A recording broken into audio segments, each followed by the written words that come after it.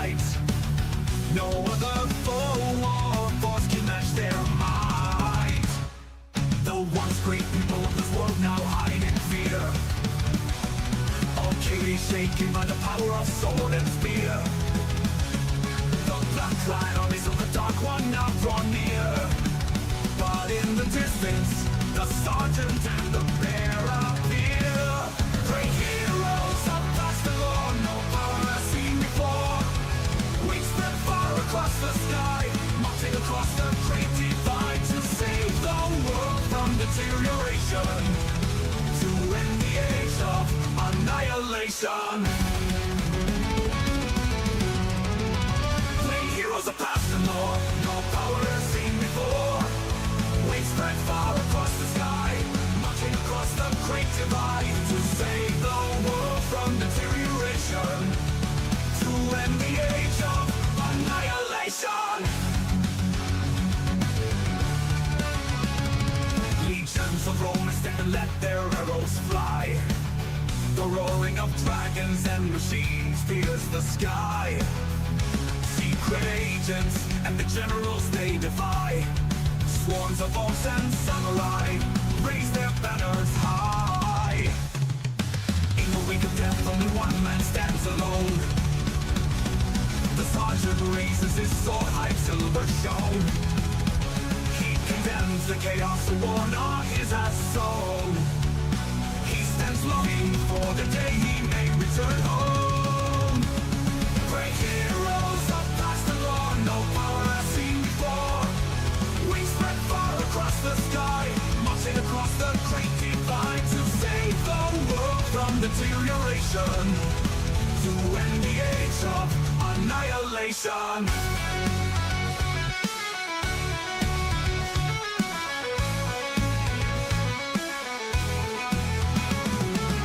Until the war for the world springs is won, they will fight until they're on none. But a hero will stand alone as one, and the bloodshed is finally done. Great heroes of past the law, no power has seen before. We spread far across the sky, marching across the great divide to save the world from deterioration, to end the age of annihilation.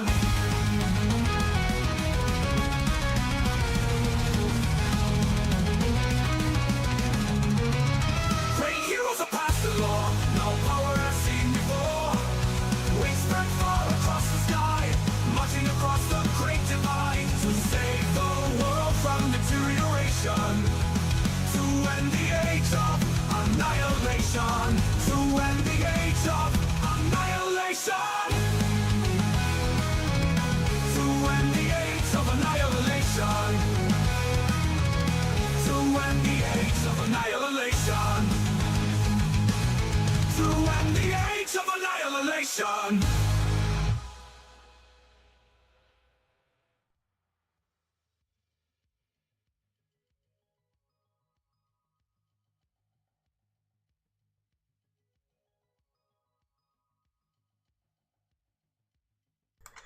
Welcome to ToV Live! It is Valhalla time! That was a weird intro. Yeah, my throat's still kind of cruddy because recovering from the flu. How are we doing, everybody, today? Happy early Wednesday to you all. Yeah, let me get this popped up. Yes, we're going to be reading through this next scenario that Renegade just released just a day or two ago. Hello, everybody. Welcome to the ToV live stream. I am Ryan, aka Tales of Valhalla. And yes, I'm streaming a little bit earlier today. Usually my normal like Wednesday or Sunday times is roughly like around 9:30 in the evening.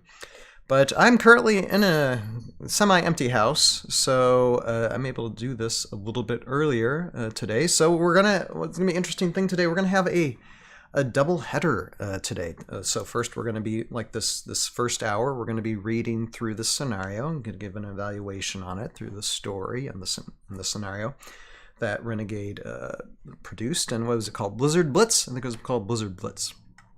Yeah, let me see. Yeah, I believe so. Yeah, you got Frostbitten Feared there and all that. So we're going to be reading through this, the lore and that scenario, and then I'm gonna like turn off this stream and then come back an hour after we finish this one, and we're gonna be doing some skirmishes. I got a battle map here. I got some armies assembled, and I'm taking some requests from people from a few weeks ago. We're gonna have Drake Alexander facing Drake Alexander, and Drake Alexander, and a few other armies too. Should be a fun time later on this evening. So yeah, that's what we're gonna do. It's gonna be a ball of fun since we didn't really stream Wednesday last week, because Wednesday last week I was in bed. I had terrible flu. It was just darn awful. I'm still recovering from that a little bit, but I think I'm able to go okay into the evening time today.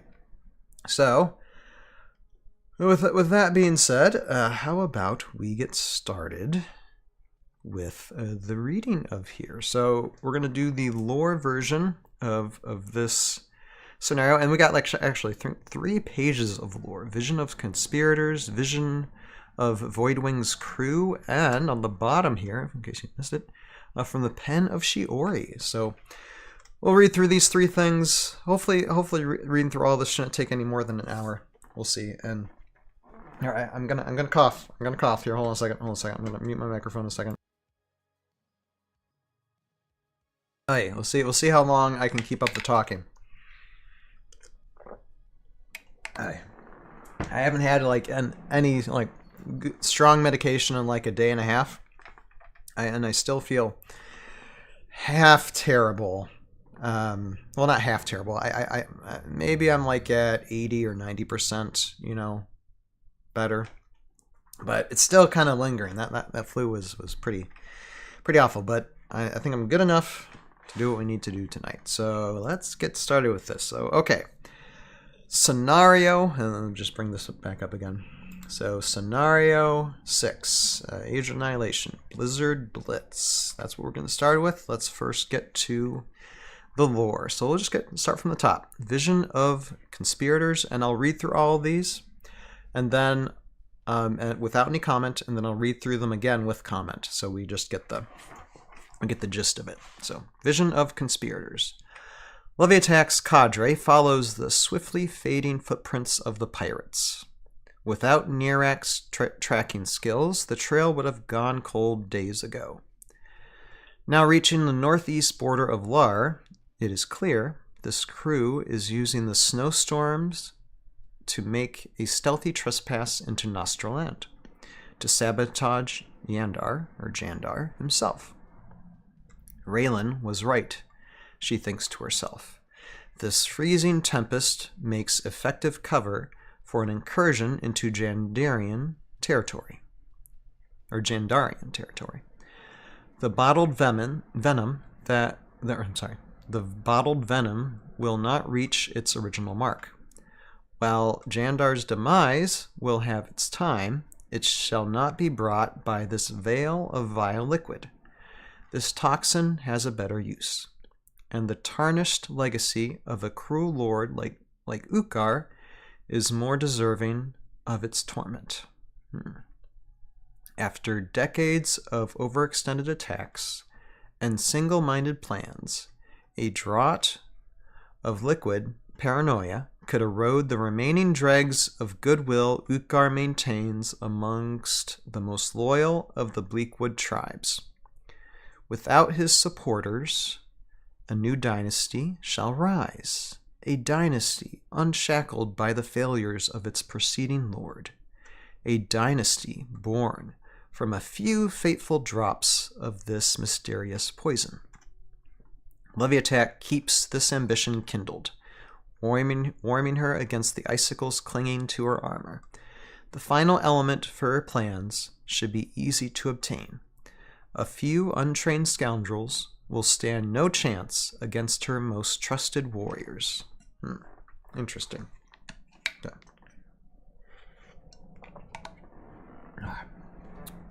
All right, let's do the next one.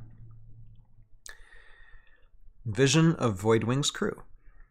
Killian calls the crew forward. Half whispering, he directs the deckhands following him over a frozen crossing. Biting winds and stinging sleet buffet the soldiers, or buffet the soldiers. Buffet. Oh my gosh. And the fragile surface threatens to crack at any moment. Captain Fia stays in front of Quartermaster Killian, scouting the path and pointing out the areas where the ice is thickest. Her numb fingers keep a tight grip, one hand holding her hood against the bitter winds and the other on her knife, creeping along. The crew follows her measured movements. Finally, the crew reaches a gravelly shoreline, a place to sit and catch their breath. As Dorum and Killian go to divvy up rations, Fia gestures quickly with her hands. Enemy. Following. Utgar. Battle axe. Killian tenses up, then does his best to compose himself before informing the crew. All right, you rim-crusted whelps. We have guests for our little hike. It's time for us to give them our sincerest gratitude for standing by while their insufferable lords dragged us all here. Excuse me. First one to bring Captain Fia a pair of wings gets free grog for a month. As the crew howls with wild glee, Killian hopes his false bravado is enough to inspire them. They will need to fight harder than they ever have before. If even half the rumors are true, this is going to be their toughest battle yet. They both know that few manage to survive an encounter with the champion of spined armor. Interesting. Okay, we're going to skip over this a second. And this third one. This is a lot of Lord read. To make sure, okay, there's no, as one thing I was thinking I was reading, is there any mysterious messages? But no, not this time. Okay, from the pen of Shiori, 22nd of Dagmar. Sonlen. Something unexpected has happened as I monitor the pirates. While blending in with the Voidwing's crew, I joined in on a mission to poison Jandar's wellspring in Nastralund. As we marched through a snowstorm, I contemplated the best way to sabotage these plans without revealing myself. Before I could, though, someone else spared me the trouble. It seems some of Utgar's forces, led by Leviatak of the Golden Axe, wanted the poison for themselves. They descended upon us like demons, slaughtering several crew members before wounding the ship's quartermaster and stealing the vial. Before they could finish killing off, though, one of Akila's old dwarves rallied the rest of the crew and sent Utgar's forces on the retreat, poison in hand. Our survival was unexpected, and only possible thanks to the rally and worsening weather. I'm writing this from the Voidwing, where the survivors of the mission are recuperating. I've been thinking about the attack. Why were we targeted? And why would the attackers want the poison? It would make sense if Utgar wants to weaponize it, but stopping a poisoning in Jandar's domain seems too foolish for even that big red oaf. Why prevent an advantage against a sworn enemy? And why send a venerated champion like Leviatak that deep into enemy territory without announcing her presence to instill fear in the people of Lar and Nostraland? Something is not right. We need to keep an eye on Utgar's forces, and especially a Leviatak. Excuse me. I'm off to Bleakwood as soon as we dock next dock at port. Wait to send for me until I've established a new location. Shiori. All right. This is interesting. Here, I'm going to cough again. Here, hold on a second. Yeah, okay. Cough again, take a drink. Okay, well, this is interesting. So, this is a story that's told in 3 different parts and perspectives. One is before the event. One is kind of during the event. and one is a telling basically what happens after the event is done. So that's very interesting. I believe the event is probably them like clashing together at this ford. So let's first go through this one, the first one that we read, Vision of Conspirators. Okay, so this is basically a narrative from Leviatak's side. And it says, Leviatak's cadre follows the swiftly fading footprints of the pirates. So she's tracking them with the help of Nirak. It's interesting they bring Nirak in. I mean, Nirak is the, well, actually, Nirak the Glacian Swag Rider. So Nirak is an orc, obviously a scout tracker that would be beneficial, you know, in northern icy reaches, because he's the Glacian Swag Rider. So it's kind of interesting that they fit him in there. Although I don't think it's going to be easy for people to, you know, get a Nirak. I mean, the Nirak I have has the mount, not the actual orc.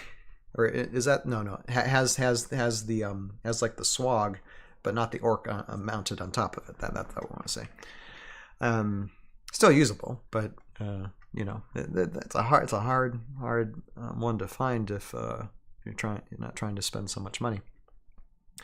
So yeah, the trail would have gone cold days ago without Nirak's tracking skills. So Nirak's in that group now. And as we read further on, Leviatak isn't there under anyone's orders but herself.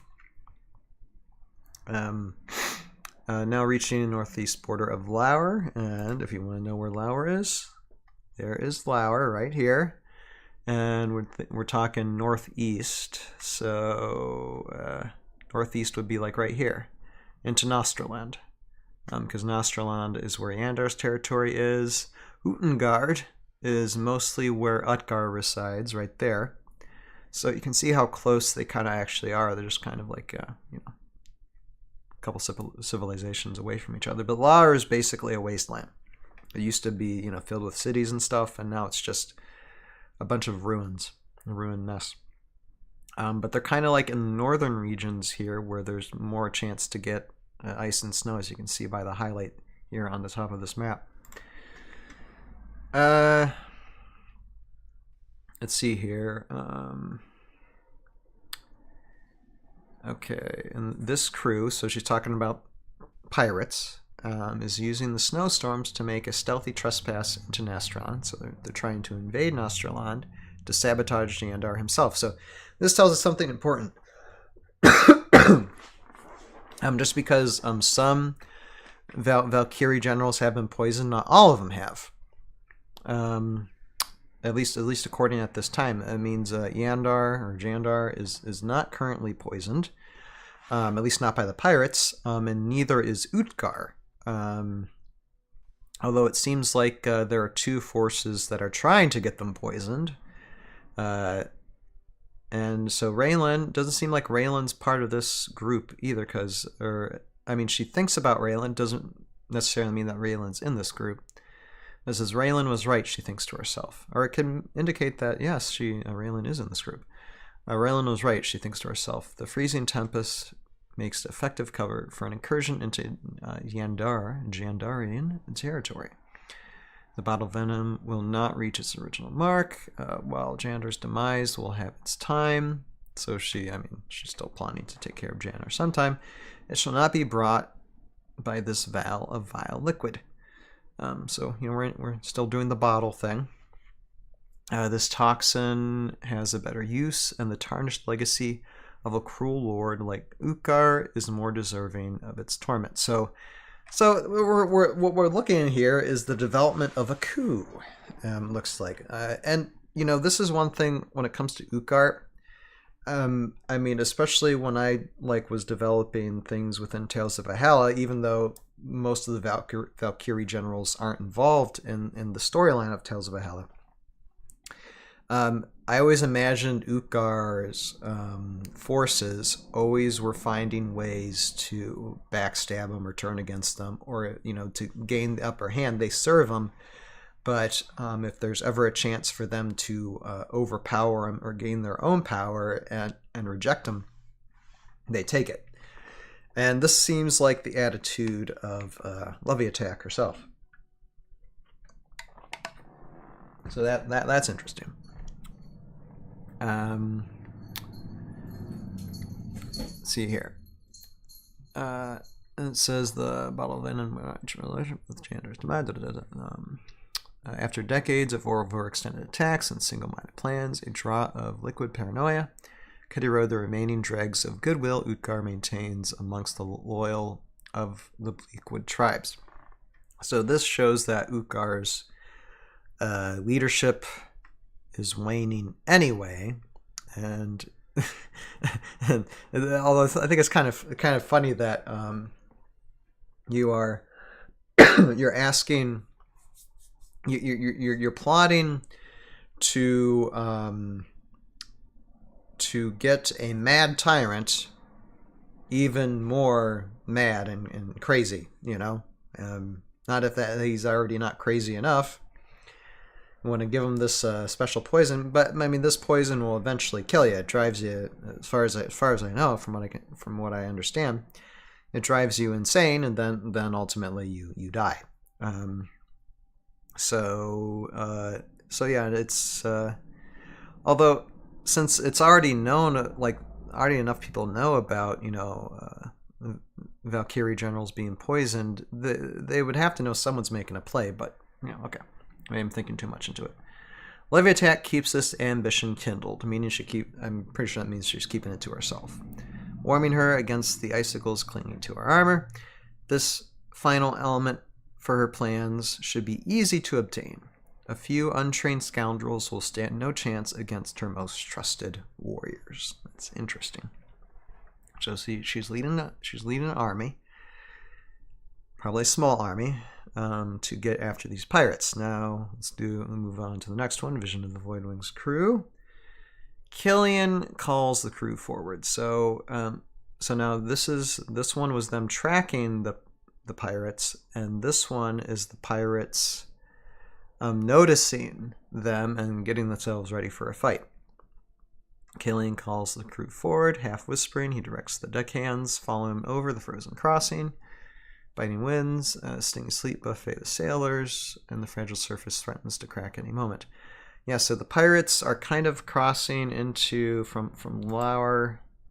So maybe if they sailed, like to here, and we're like crossing like areas like northeast here, because that would be icy. Depending on the seasons, there would be ice and snow in this area of Lower and Nostralen. For sure.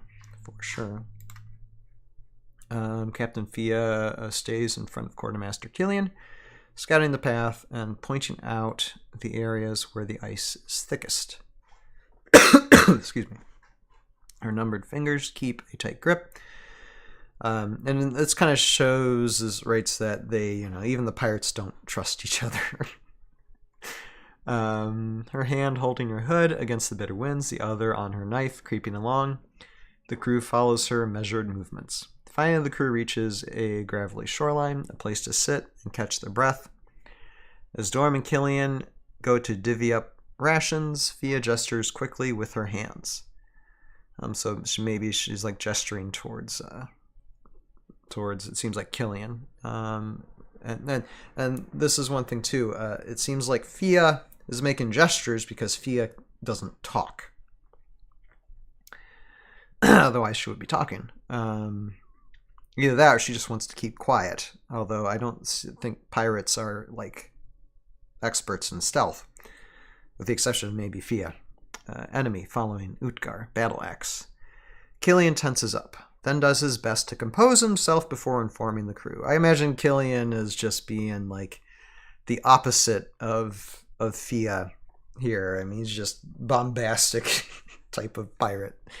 As it says here, all right, you rhyme-crusted whelps, we have guests for a little hike. It's time for us to give them our sincerest gratitude for standing by while their insufferable lords dragged us all here. And I think that's a reference to the pirates have a kind of a grudge against the Valkyrie generals for sending them to Valhalla. I mean, this is why the pirates are, against all Valkyrie generals and are not pledging themselves to any Valkyrie.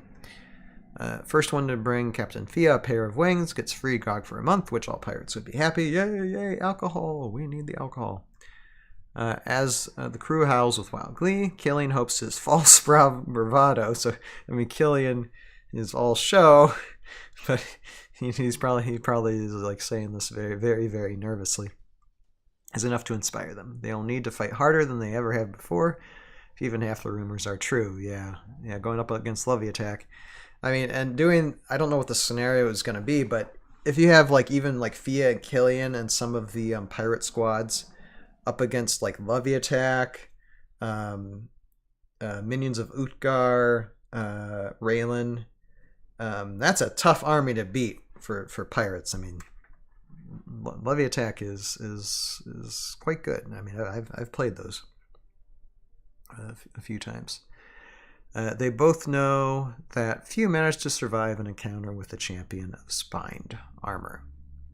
So this is just before the encounter. They notice Levy Attack swooping in for the kill. Levy Attack is, and they don't know that Levy Attack's out to get their bottle. Wipe them out, try and wipe them out, but the bottle of poison is her target. And then we have written from Shiori to Sonlen, so Sonlen's getting lots of correspondence here. Now Shiori has, I think we've already known this, that Shiori has infiltrated, the pirates, and in disguise. That's interesting. I mean, I guess she would kind of be a master at that, being a stealthy ninja that she is.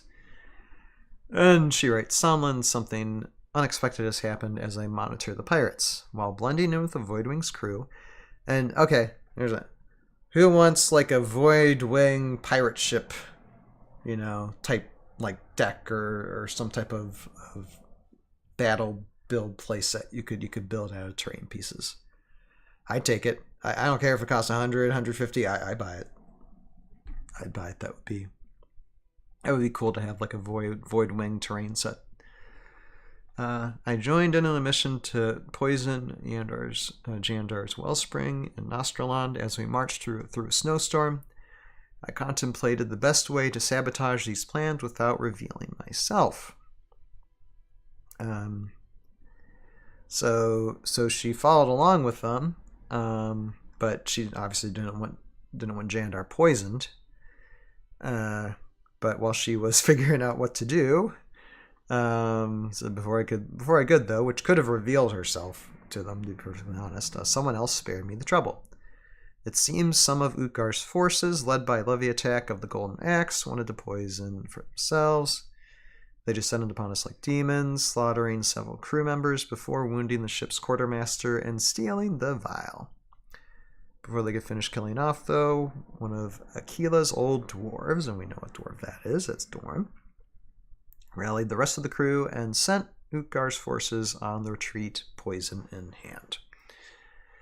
Well, and I mean, I'm sure it didn't take much for Levy Attack to retreat if she got the vial. That was primary objective number one.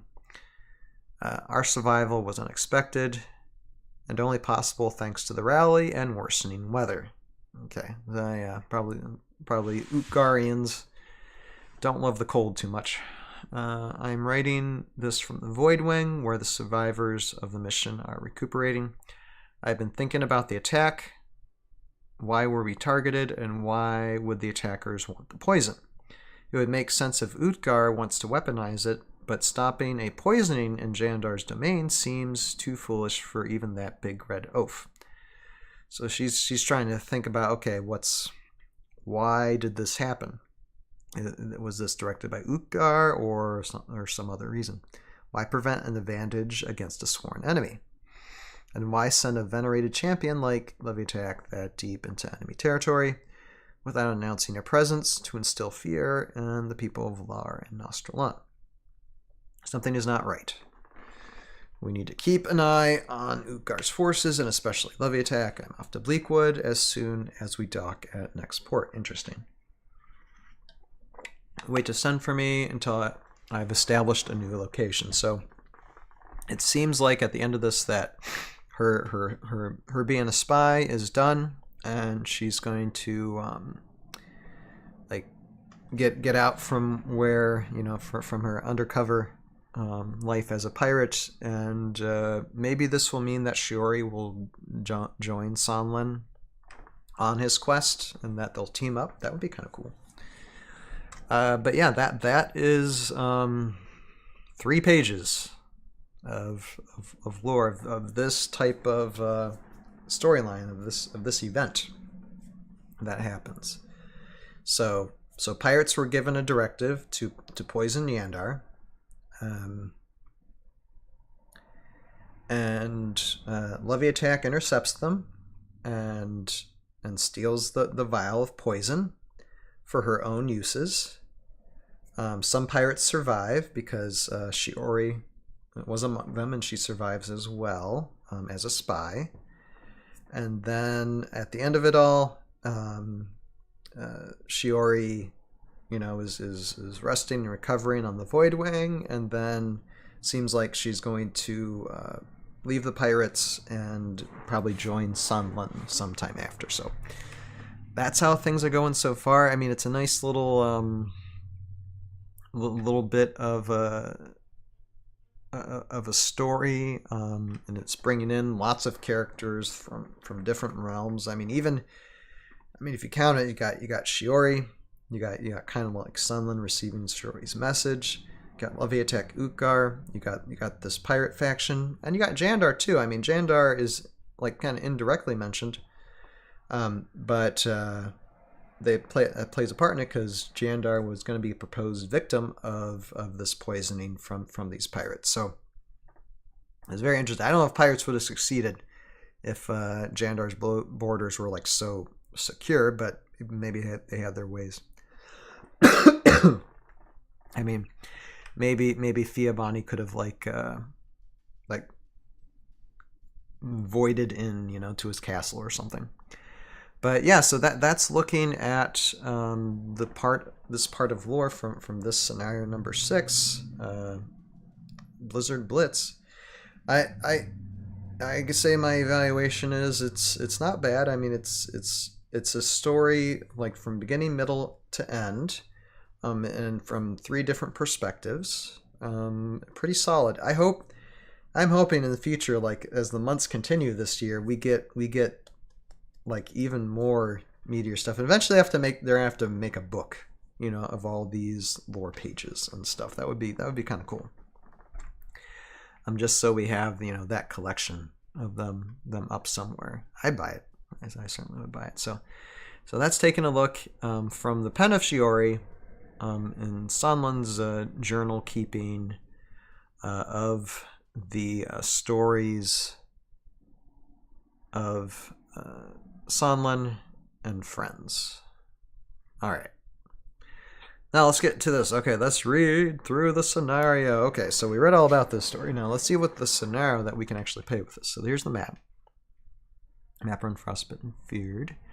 This is the online scenario 6, Blizzard Blitz. And this is how we build the map. Now when it comes to a feared or a ford, fords are actually quite mountainous. And this one's kind of flat, but again, you don't need to have like mountains on your Heroscape tiles in order to have just a nice, you know, flat game surface. And this shows the snow hex tiles because you're using the packs from where is it? Let's show it.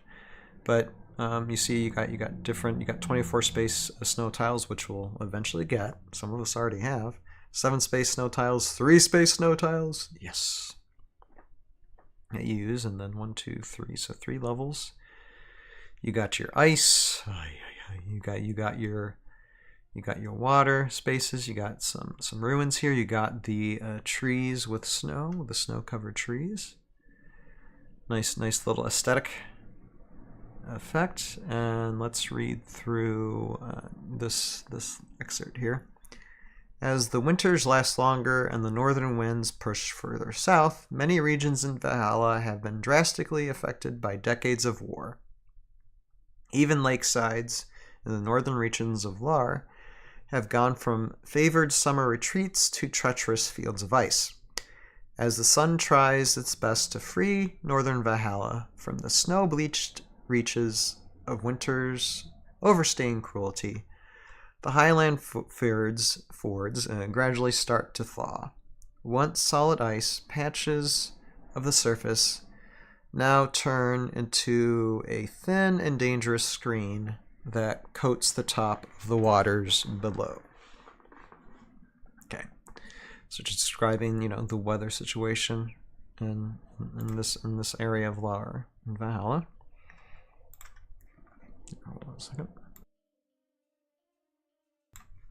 Excuse me. Okay, online scenario 6. Blizzard Blitz Master Game. Okay. So from that story comes this scenario. Amidst sleet and wind, two parties of warriors face off on opposite ends of the frozen river. So you got your two. That's kind of cool. It's kind of like in tournament fashion. You have opposite ends of start zones. Parties of warriors face off on opposite ends of a frozen river. As the battle intensifies, so does the storm. As it escalates into a blizzard, the armies must claim victory before the numbing cold forces them to retreat. Okay. So round marker track. Okay. So so this is a short type scenario, like 4 round sleet. Round 1 is sleet. Figures take 1 wound when they begin to fly. Interesting. Blizzard. So you got snow being kind of an element. So it's kind of hard to have flying minis here. Blizzard figures cannot check line of sight beyond 3 spaces.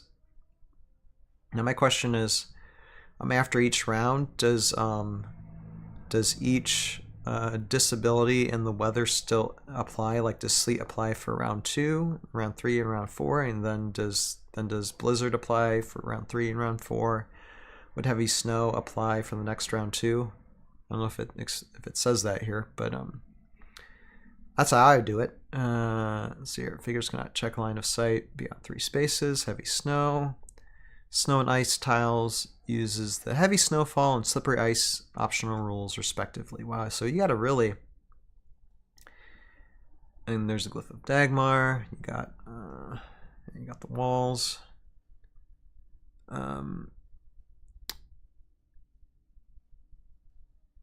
So yeah, and that just means it's, you take movement penalties. Frostbite. All figures roll 1 less defense die. After this round, the game ends. Interesting. So it's a really quick scenario. Goal: destroy all your opponent's figures before the storm forces you to retreat. Okay, so the storm's just coming in, and you have to hurry up. The players decide who will be player 1 and player 2, and they each build 510-point armies. Whoa! 510 points. That's a lot. That's a pretty good sized army for 4 rounds. You could be able to wipe out, your 510 player army in 4 rounds, but I was expecting a lower point army. But they each 510 point armies. Player 1 starts in the blue start zone. Player 2 starts in the red starting zone. Place the glyph of Dagmar. Power up. Where shown on the map, like right in the center there. So they both have their start zones. When the other player has no figures left on the battlefield, you win. At the end of round 4, if both armies still have figures on the battlefield, the player with most points on the battlefield wins. Okay, special rules. Thin ice treat water tiles on the battlefield as they were ice tiles called thin ice. When a figure ends movement on a thin ice tile, no one would purposely walk into a water tile, roll the 20-sided die. If the result is equal to or lower than the figure's height, it cracks the surface and takes 1 wound from the jagged edges and freezing waters. Interesting. If the result is a 1, the figure takes 2 wounds. Okay. So, well, that's kind of cool, though. So for thin ice, you could walk on it. You could walk on a water tile, but you'd have to roll a 20-sided die. And it just depends on, your height and if your chances of taking a wound or two, might not be worth the risk. But there's that option of actually walking on water. That would be interesting. Worsening storm. Begin the game using the light snow and normal ice terrain rules.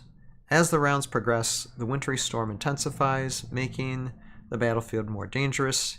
Each round, a new condition is added to the battlefield, along with all the prior conditions. Okay, so that answers my question. So yes, my question earlier is, do these get added on as it goes? Yes, that all applies. Okay, so that's a scenario. It's interesting that it's such a simple scenario to where it's like you just bring 2 armies together, fight them. Whoever wipes out each other's army first within 4 rounds wins. Or whoever has the most points wins. This is interesting because, they were talking about a poison bottle, and it's too bad they didn't come up with an additional scenario. But a person can.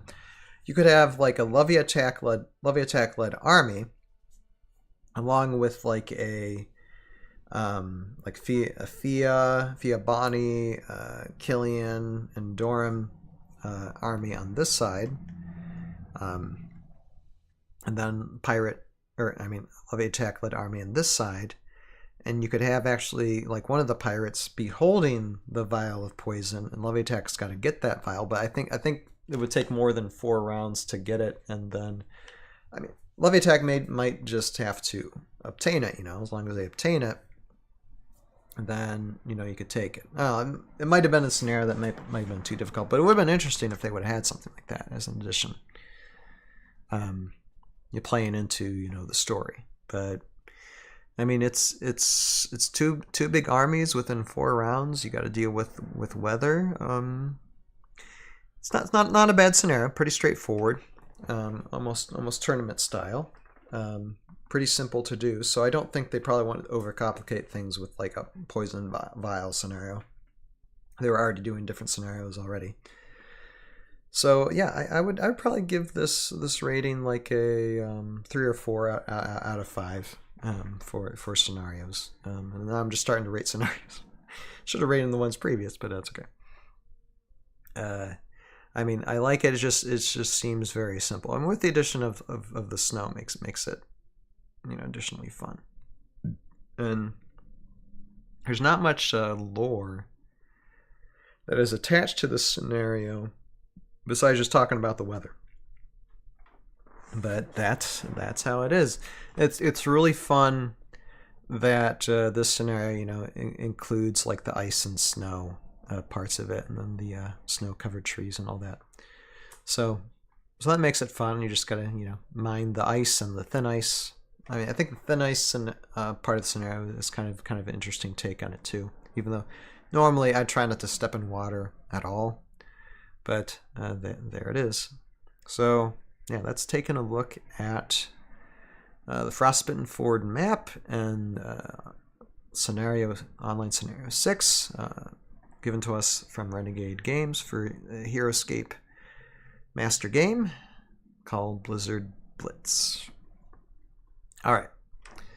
So, as I cough again, excuse me. We're about 46 minutes into the stream. And that's it. That's it for at least this first part of stream right now.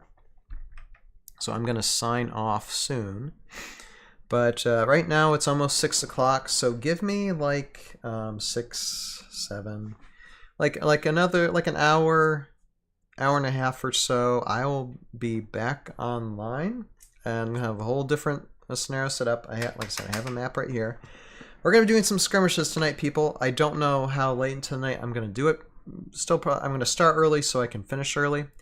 But we're going to have some fun just playing with some armies, some of the Asian Annihilation armies, maybe some VC armies. I had some people request different versions of Drake Alexander fighting them each other. We'll probably start with that.